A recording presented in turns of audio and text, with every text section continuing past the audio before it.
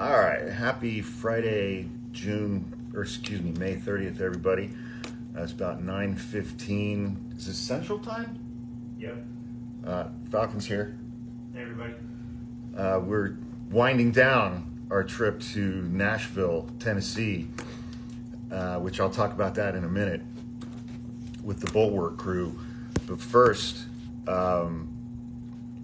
anybody who's in the DC area, Washington DC area, this Friday, June 6th at 8 p.m. at Lincoln Theater, Tim Miller and Sarah Longwell from the Bulwark and John Lovett from Pod Save America. It's Pride Weekend in DC, and they are holding an event at 8 p.m. that Friday, June 6th at Lincoln Theater that you can go to. It's a free Andre rally, Andre, A-N-D-R-Y. His name's Andre Jose Hernandez Romero. He is the young man who's gay. He's a hairdresser and a makeup artist who was shipped off by the Trump administration to CCOT prison in El Salvador, having been convicted of no crime in either country because he had a couple of tattoos on his forearms, one for his mom and one for his dad. And according to the Trump administration, that meant that he is a violent Venezuelan street gang member of Tren de Aragua, when there's no evidence that that's the case. And so he's being unjustly held in that prison and needs to be returned. So again, that's this Friday, June 6th at 8 p.m. at the Lincoln Theater in Washington, D.C. You can find out details on that event at thebulwark.com. Just click on the tab for events. Sorry. My bad. All right, so go to bulwark.com, click on events at the top, and you can learn more about that event. Now, I want to talk about last night. First of all, yesterday, my brother and I, we were supposed to get to Nashville, like 3 o'clock? 3:30. And they delayed our flight once. That was going to put us in Nashville at 5:30. We had been invited to a pre-event gathering, whatever, reception. That was the word I was looking for, at 6:30. And then the doors opened at 7 and the event starts at 8. Then while we were driving to the airport, they delayed our flight again, and we didn't leave until 11:45. Which put us on the ground at Nashville Airport at 6:45. So obviously we were going to miss the pre-show event, but we landed. Fortunately, the hotel was only 15 minutes from the airport, and then the event space was walking distance from our hotel, thanks to the tremendous logistical skills of my brother Falcon. That's me. That's right. So we walked over there. We got there at 7:45. Place was already packed, but our tickets were up pretty close to the front. First, if you ever have an opportunity to go to a Bulwark live event, just go. It was fantastic.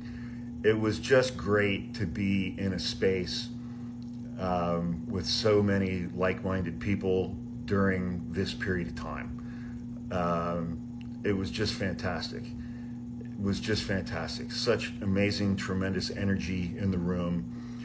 And Sarah Longwell, the publisher and founder of the Bulwark, she started the evening off.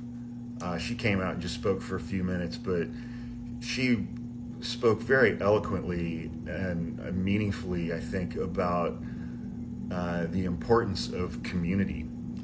And especially in these dark times when everything feels so apocalyptic, she said, one of the comments that we get the most from people is, "You guys keep me sane." And she pointed to the audience and she was like, "You guys keep us sane." And that was really nice to hear her talk about the importance of community, and see that so demonstrably exhibited last night with all of them and with the whole crowd. It was fantastic. And then one of the new reporters, correspondents for the Bulwark, a young woman named Laura Egan, she interviewed a young man named Justin Jones, who is a black Democratic legislator, state legislator in Tennessee, and who goes to work every single day in the Tennessee State House. That, you know, I mean, the districts for which in this state have been gerrymandered within an inch of their lives, and it's Republican supermajorities in the state House and the state Senate. And, you know, you talk about fighting an uphill battle every day. I mean, this young man, I think he's 30. And last year, Republicans tried to expel him from the Tennessee State House. And he was part of the Tennessee Three.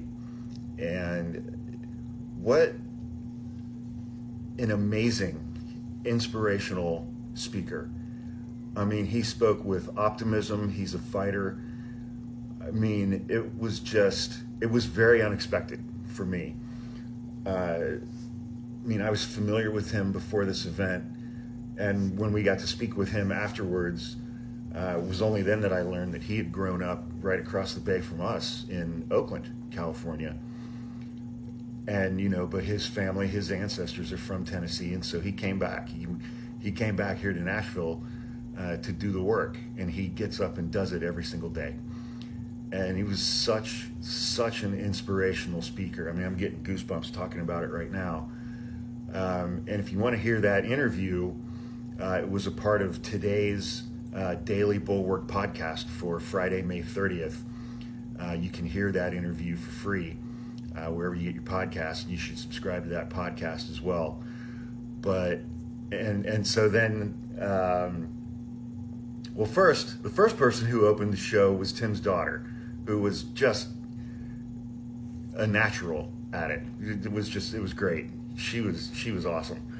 But then Sarah and JVL, Jonathan Vilas, came out to record, you know, a live episode of the Secret podcast, which you can also find through thebulwark.com.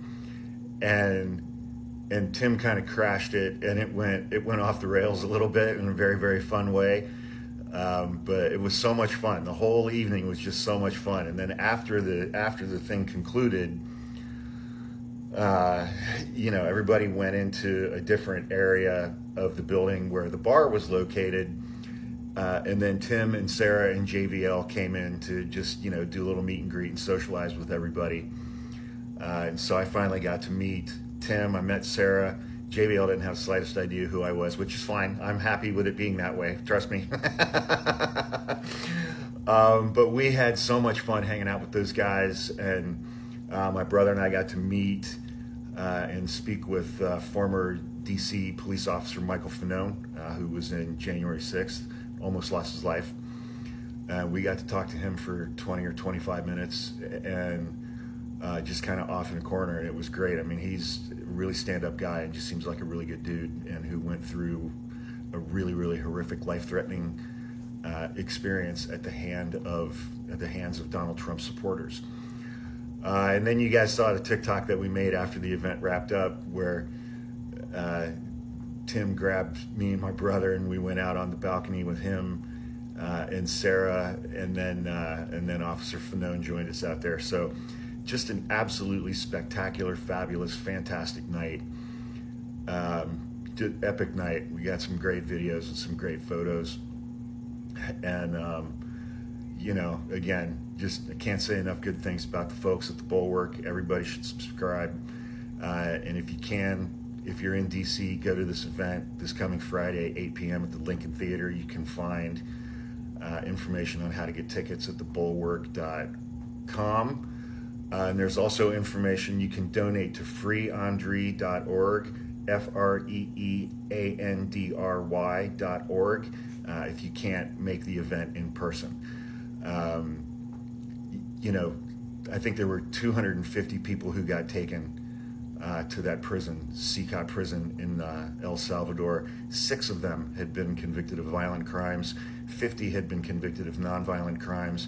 And the remaining 190 or 200 had never been convicted of any crime at all, ever, anywhere in either country. And we need to bring these people home. All right. Thanks, everybody. Have a good night.